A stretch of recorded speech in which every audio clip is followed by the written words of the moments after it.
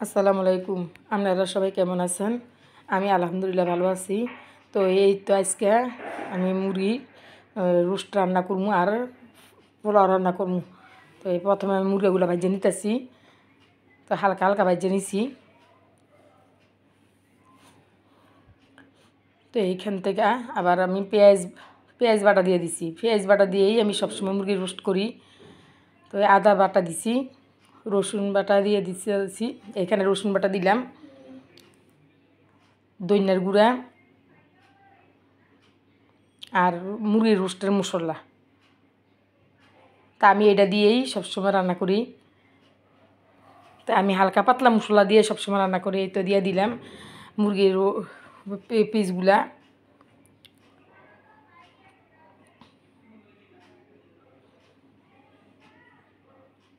তো একটু জল দিয়ে দিতেছি, একটু একটু মরিচের গুঁড়া দিয়ে দিলাম টক দই। তো আমি গড়াই কইরা নিছি টক দইটা। আর এখানে দিছি কাঁচামরিচ, বাদাম, কিশমিশ আর সরিষা। তো এই সবগুলা দিয়ে আমি একটা মিক্সড করছি, ব্লেন্ডার করে নিছি। ওইগুলো দিলে একটু মজা লাগে।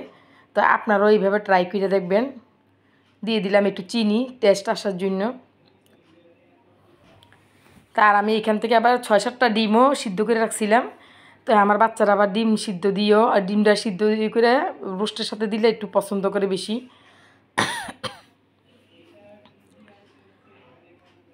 তো আমার রোস্টটা হয়ে গেছে। এখন পেঁয়াজ বেরেস্তা দিয়ে দিলাম।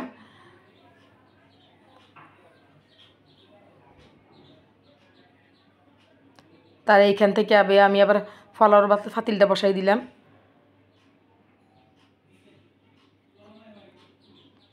দিয়ে দিয়েছি পেঁয়াজ,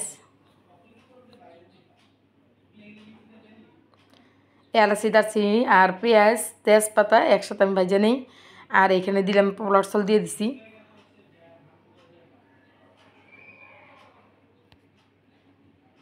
তো আদা বাটা দিয়ে দিলাম, রসুন বাটা দিয়ে দিতেছি,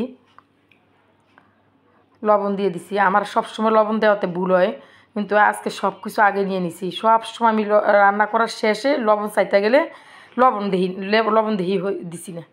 সব সময় আমার এই কাজটা হয়। তো আজকে একদম মন দিয়ে রান্না করছি। লবণটা সহ সামনে নিয়ে নিছি, সব কিছু যাতে ভুল যাতে না হয়। বাচ্চারা খাইতে চাইছে। তো যত পোলার চালটা যত ভাজবেন, পোলাওটা তত খাইতে মজা। দিয়ে দিতেছি পানি। আমি আবার পানি মাইপা নিই। পানি এবার আন্দাজ করে দিতে পারি না পোলাওর চালের সাথে। আমি পোলাওর চাল যতটুকু নেই, ডাবল পানি নেই। আমি সবসময় এমনিই পানি দিই। তো এই তো আমার পোলাওটা হয়ে গেল। কাঁচামরিচ দিয়ে দিলাম। আমি আবার জর্দার একটু ফুড কালার দিই।